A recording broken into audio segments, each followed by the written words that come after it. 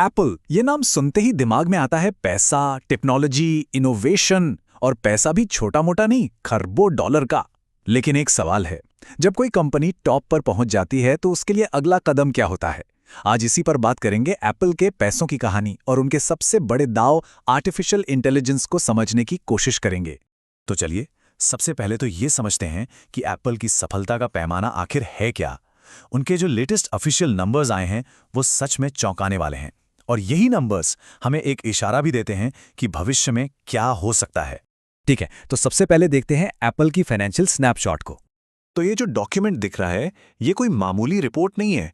ये एप्पल की official filing है जो उन्होंने SEC यानी US securities and exchange commission को दी है। सीधे शब्दों में कहें तो ये अमेरिका की वो सरकारी एजेंसी है जो कंपनियों पर नजर रखती है, और ये है उनकी तिमाही रिपोर्ट जिसे 10Q कहते हैं। यहीं से एप्पल की मौजूदा कहानी की असल बुनियाद शुरू होती है। अब इस नंबर पर जरा गौर कीजिए, 143.7 अरब डॉलर। ये आंकड़ा वाकई में दिमाग घुमा देने वाला है। सिर्फ 3 महीनों में, मतलब एक तिमाही में एप्पल ने इतनी बिक्री की है। अंदाजा लगाइए, ये दुनिया के कई देशों की पूरे साल की GDP से भी ज्यादा है। और सिर्फ बिक्री ही नहीं, मुनाफा देखिए। उस बिक्री से कंपनी ने 42.1 अरब डॉलर का, मतलब सीधा सीधा नेट प्रॉफिट कमाया। ये दिखाता है कि कंपनी कितनी एफिशिएंट है, मतलब कितने शानदार तरीके से अपना बिजनेस चला रही है। तो सवाल यह है कि आखिर ये सारा पैसा आ कहां से रहा है? देखिए, ये चार्ट सब कुछ साफ कर देता है। आज भी लगभग 59% यानी आधे से भी ज्यादा पैसा सिर्फ एक ही प्रोडक्ट से आता है, आईफोन। लेकिन जो दूसरी सबसे दिलचस्प चीज है वो है सर्विसेज का हिस्सा, जो 21% पर है। इसमें app store, Apple music, iCloud जैसी चीजें आती हैं। ये सेगमेंट बहुत तेजी से बढ़ रहा है और एप्पल के लिए बहुत ही ज्यादा प्रॉफिटेबल भी है। क्यों? क्योंकि यही सर्विसेज लोगों को एप्पल के इकोसिस्टम में बांध कर रखती है। तो चलिए, अब जरा और गहराई से बात करते हैं आईफोन के इस दबदबे की। देखिए, आईफोन सिर्फ मार्केट लीडर ही नहीं है, बल्कि ये अभी भी जबरदस्त रफ्तार से बढ़ रहा है। पिछले साल की इसी तिमाही के मुकाबले बिक्री में 23% का उछाल। एक ऐसे प्रोडक्ट के लिए जो सालों से मार्केट में है, ये ग्रोथ असाधारण है। तो जाहिर है, एक ही प्रोडक्ट पर इतनी बड़ी निर्भरता है। अब सवाल उठता है कि एप्पल इस मोमेंटम को, इस रफ्तार को बनाए कैसे रखता है? इसका जवाब है नए हार्डवेयर का एक भरोसेमंद साइकिल, मतलब लगातार इनोवेशन और हर साल नए अपग्रेड्स। तो इसी से हम पहुंचते हैं अगले पड़ाव पर, यानी अगला वर्जन क्या होगा। तो मार्केट में जो खबरें और अफवाहें चल रही हैं, उनके मुताबिक 2026 की पहली छमाही में हमें एक नया M5 पावर्ड मैकबुक एयर देखने को मिल सकता है। ये एप्पल का सबसे पॉपुलर लैपटॉप है, तो इस पर सबकी नजरें रहेंगी। और ये सिर्फ एक छोटा मोटा अपडेट नहीं होगा। M5 चिप के साथ परफॉर्मेंस में जबरदस्त उछाल देखने को मिलेगा, खासकर GPU यानी ग्राफिक्स परफॉर्मेंस में 37% की तेजी। इसका मतलब है कि गेमिंग, वीडियो एडिटिंग जैसे भारी भरकम काम पहले से कहीं ज्यादा स्मूथ और तेज हो जाएंगे।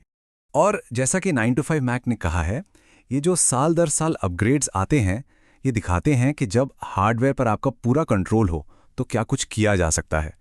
ये सब मुमकिन है एप्पल की अपनी एप्पल सिलिकॉन चिप्स की वजह से, क्योंकि चिप भी उनकी, सॉफ्टवेयर भी उनका, तो उन्हें परफॉर्मेंस और बैटरी लाइफ पर ऐसा कंट्रोल मिलता है जो किसी और के पास नहीं है।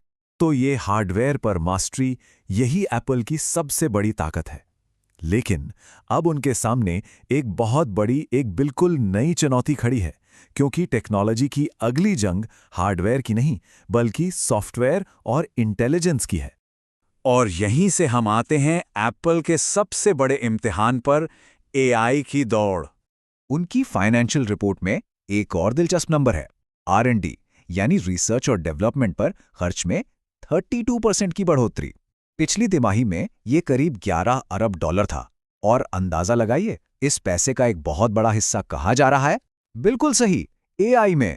और इस पूरी कोशिश का जो केंद्र है उसे एप्पल नाम देता है एप्पल इंटेलिजेंस। इसका सबसे बड़ा मकसद है उनके वॉइस असिस्टेंट सीरी को पूरी तरह से बदल देना, मतलब उसे सिर्फ कमांड लेने वाले एक असिस्टेंट से एक असल में स्मार्ट साथी बनाना। लेकिन एक स्मार्ट सीरी तक का ये सफ़र काफ़ी लंबा और मुश्किल साबित हो रहा है। WWDC 2024 में पहली बार प्लान्स अनाउंस हुए, फिर 2025 में और डिटेल्स आईं, मार्च 2026 का एक इंटरनल टारगेट भी था। लेकिन अब जो खबरें आ रही हैं वो बताती हैं कि डेवलपमेंट में कुछ अड़चनें हैं और शायद देरी भी हो सकती है। तो ये अड़चनें हैं क्या? रिपोर्ट्स की माने तो कई बार सीरी सवालों को ठीक से प्रोसेस नहीं कर पाता। कभी कभी रिक्वेस्ट पूरी करने में बहुत ज़्यादा समय ले लेता है और हो सकता है कि सारे नए फीचर्स एक साथ ना आकर अलग अलग सॉफ्टवेयर अपडेट्स में आए। ये सब वो परेशानियां हैं जिनसे एप्पल को अपनी रिलीज की तारीख पर दोबारा सोचना पड़ रहा है। लेकिन यहाँ एप्पल का स्टैंड बिल्कुल क्लियर है। जैसा कि पीसी मैग ने रिपोर्ट किया, एप्पल के एग्जीक्यूटिव्स का कहना है कि वो देरी करना पसंद करेंगे लेकिन अपने कस्टमर्स को निराश नहीं करना चाहते।